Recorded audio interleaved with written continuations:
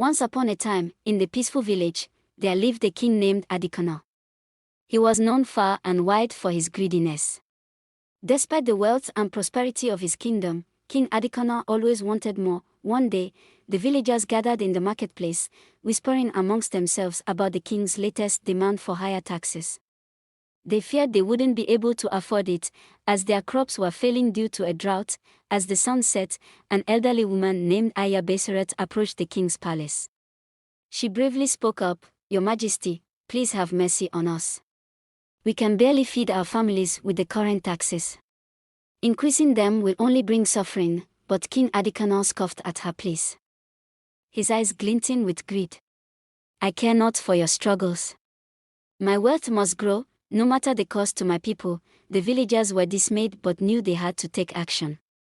They sought the wisdom of Baba Akin, the village elder, who suggested a plan to teach the king a lesson. The next day, the villagers gathered in the palace courtyard, each holding a small offering of their most prized possession. They presented them to the king, proclaiming, "Your Majesty, these gifts are tokens of our loyalty and devotion to you." Intrigued by their sudden show of generosity, King Adikana eagerly accepted the gifts, his greed blinding him to the villagers' true intentions. But as night fell, a great storm swept through the kingdom, destroying crops and homes.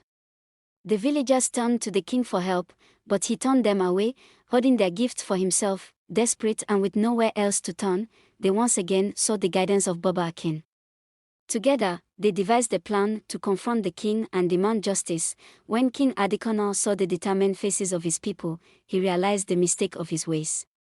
With tears in his eyes, he apologized for his greed and promised to rule with fairness and compassion from that day forward, and so, harmony was restored to the village, and King Adikana learned the valuable lesson that true wealth lies not in material possessions, but in the love and respect of one's community.